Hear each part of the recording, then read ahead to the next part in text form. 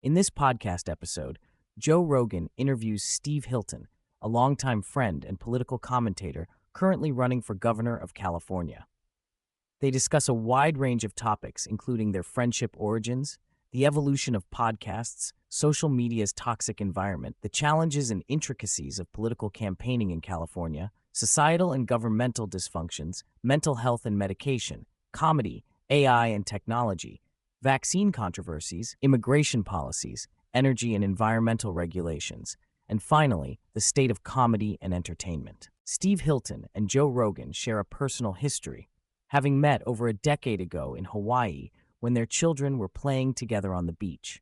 Their distinctly different backgrounds, Steve coming from England with experience in politics and business, and Joe as a well-known podcaster and comedian, intertwined into a long-standing friendship.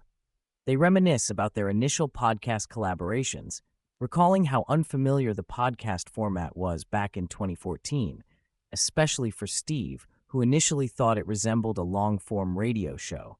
They laugh over how casual and unrestricted their early podcast conversations were, given the absence of social media scrutiny and the small audience at the time.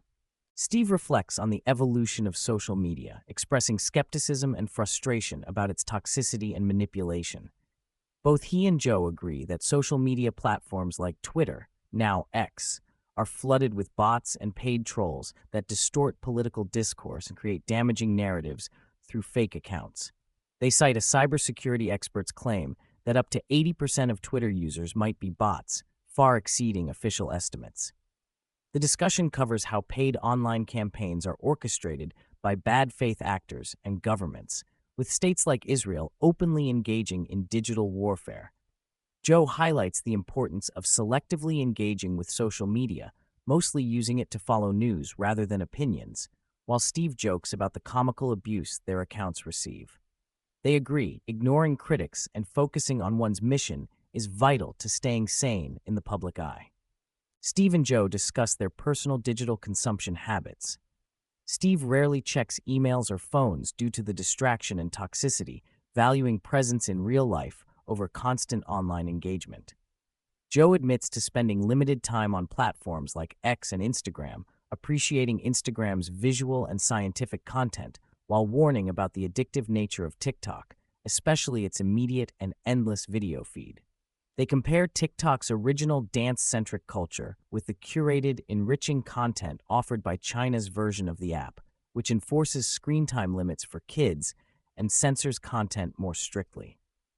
This is used as a springboard to talk about whether government intervention to regulate social media and technology, and by extension, reduce harmful content, can be effective, or if it would simply spawn more bureaucracy and censorship. The conversation turns toward a massive multi-state lawsuit against Meta, Facebook, and Instagram for allegedly addicting children to social media through manipulative features such as infinite scroll, like counts, filters, and autoplay.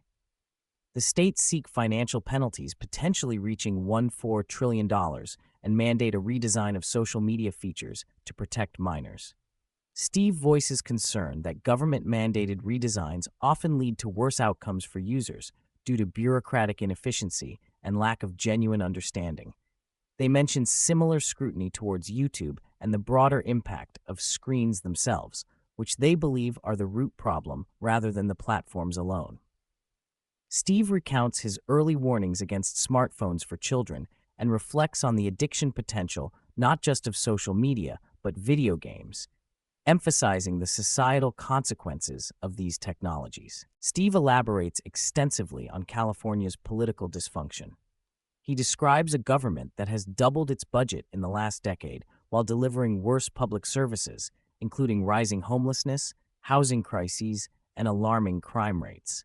His campaign platform advocates cutting wasteful spending on projects like high-speed rail and reforming overextended bureaucratic agencies. He explains how nonprofits related to homeless services often fuel the homeless industrial complex by receiving massive public funds, yet enabling the problem's persistence and occasional worsening. Pension burdens for teachers and police consume a disproportionate share of budgets, impacting public school funding and policing resources, respectively. Steve criticizes the unchecked growth of government and high taxation that stifles businesses, leading to mass exodus from the state. He also narrates the problems with mail-in voting, ballot harvesting, and the lack of voter ID, linking these issues to electoral manipulation and loss of public trust. The interview dives deeper into the homelessness crisis, particularly in areas like Los Angeles' Skid Row, describing it as a public health catastrophe with rampant drug addiction, untreated mental illness, and crime. Steve recounts the idea that Skid Row originally came to be through a deliberate policy of corralling homeless populations into an isolated area. He details the failures and corruption in distributing funds meant to help the homeless, often ending up in the pockets of nonprofit executives with exorbitant salaries. Despite high taxes and funds claimed to address homelessness, conditions continue to deteriorate. He laments the dismantling of prison populations in tandem with inadequate law enforcement resources, contributing to public safety decline. Steve and Joe discuss the overmedication crisis, particularly involving antidepressants and SSRIs. They challenge the notion of chemical imbalances as the primary cause of depression, highlighting scientific skepticism about this explanation.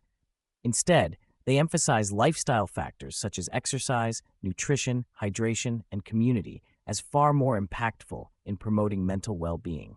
They critique the pharmaceutical industry's role in promoting widely prescribed antidepressants with serious side effects, including suicidal tendencies and sexual dysfunction. Anecdotal experiences are shared about people benefiting from SSRIs, but also those harmed or dependent. The dialogue extends to mental health care policy and institutionalization, especially regarding Canada's Mental Health Act, and troubling cases where individuals are involuntarily confined with limited due process, a caution against creeping authoritarianism under the guise of mental health. The topic of AI is broached through references to prominent figures in the AI field, like the founder of Anthropic. They discuss the debate around AI's existential risks, with insiders simultaneously hyping doom scenarios while continuing aggressive development. One CEO's essay on Machines of Loving Grace envisions a future where humans may have limited economic roles and must rely on medical and AI-enhanced interventions to cope with a loss of meaningful activity. Both hosts express wariness about unchecked AI progress and government regulation, describing the tension between innovation and control. They note departures of leading programmers from the industry out of fear, signaling deep concerns among AI insiders about societal impacts. Comparisons are made between dystopian risks and hopeful possibilities, such as AI-powered advances in mental health treatments. Steve recounts the origins of COVID-19 and controversies surrounding Dr. Anthony Fauci's role in promoting gain-of-function research despite an Obama-era moratorium, breaking federal rules to fund risky experiments linked to the pandemic. He condemns Fauci's refusal of accountability despite preemptive pardons and public deception. The conversation touches on early pandemic lockdowns, criticizing them as unnecessary and driven by fear and political motives rather than scientific consensus, even pointing to whistleblowers and doctors who were silenced or punished for dissent. The discussion moves to mass vaccination impacts, misinformation, and how political ideologies have shaped public health responses. Steve expresses anger at the lack of transparency and ongoing consequences, such as miscarriages and adverse effects that may be underreported or ignored. An explosive topic is the treatment of nearly 500,000 unaccompanied migrant children crossing into the U.S. during the Biden administration. Steve details how the Department of Health and Human Services, under Dr. Javier Berra, failed to properly vet and safely place thousands of these kids. He highlights reports of widespread abuse, missing children, failed oversight, and systemic corruption that enabled child trafficking rings to exploit vulnerable minors. Whistleblowers and investigative reports reveal forced rapid placements speed over safety, leading to preventable tragedies and ongoing disappearances of minors. The hosts discuss political motivations behind open border policies and how immigration is used as a tool to shift demographics and voter bases in key swing states, fueling political control. The conversation focuses on California's energy challenges, including its extraordinarily high gas prices, the highest in the U.S. by far. Steve explains how excessive gas taxes, strict environmental regulations, and dependence on imported oil from distant polluting sources raise costs for residents. The contrast between California's high-cost boutique fuel blends and other states' energy policies highlights inefficiency. They critique the state's renewable energy plans, including offshore floating windmills, expensive solar mandates, and the bankrupt high-speed rail project that has cost billions with little progress. Steve ridicules bureaucratic micromanagement like new tire regulations aimed at reducing rolling resistance for climate reasons, but that could ban 70% of replacement tires. They both stress the disconnect between California's idealistic environmental goals and the harsh, expensive realities faced by its citizens. Shifting gears, Joe and Steve discuss the nature of comedy as a craft and cultural barometer. Steve shares how he helped design a comedy club with input from prominent comedians like Louis C.K. and Ron White, focusing on creating a space that supported performers with good pay, health services, and acoustics. They underscore the importance of humor, spontaneity, and the creative process in stand-up: writing, testing material, audience interaction, flexibility on stage. The conversation touches on how political correctness and ideological capture have limited comedy's scope, with older, irreverent comedies no longer possible in today's climate. Louis C.K.'s unique style and personal controversies are acknowledged, highlighting the complicated relationship between art, morality, and public perception. They mention other comedians and the community aspect that fuels their work and influence. Further exploring mental health and technology, the hosts examine how AI may intersect with neuroscience and pharmaceuticals to create potent cognitive and behavioral interventions. While optimistic about AI's potential to enhance drug discovery and mental health, they caution about societal reliance on artificial means to cope with existential voids created by technological unemployment or loss of purpose. The difficulty of balancing innovation with ethical concerns and well-being is a recurring theme, with Steve suggesting human connection, physical activity, and meaning remain fundamental despite technological advances. Steve analyzes California's one-party dominance and how entrenched power breeds corruption and impunity. He details the supermajorities held by Democrats and how checks and balances are insufficient, resulting in policy decisions detached from public needs. He advocates for breaking such monopolies through voter mobilization and political reform. The discussion covers election fraud concerns, mail-in ballot manipulation, lack of voter ID requirements, and political operatives controlling narratives through media and unions. Steve highlights how both major parties are flawed, though currently one party controls California wholesale, warning this would lead to similar self-serving politics if reversed. Returning to healthcare, Steve criticizes the U.S. system's pharmaceutical influence, regulatory capture, and the disconnect between marketed miracle drugs and their often harmful side effects. He contrasts the purported chemical imbalance theory of depression with lifestyle and social factors, calling for systemic changes in mental health approaches. His experience with suppressed scientists during both the HIV/AIDS epidemic and the COVID-19 pandemic underscores the theme of corruption, misinformation, and mismanagement that has long persisted in public health governance. Throughout, Steve reflects on cultural and ideological polarization in America and California. He mentions how liberalism has shifted from traditional civil and human rights advocacy into an ideological rigidity that suppresses dissent and fuels social division.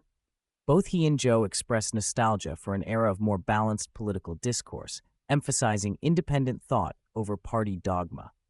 The demographic and electoral consequences of current immigration policies are linked to California's broader political trajectory. Steve suggests that policies aimed at increasing non-citizen populations and easing pathways to citizenship are politically motivated attempts to secure a perennial democratic advantage. This raises complicated questions about democracy, representation, and social cohesion.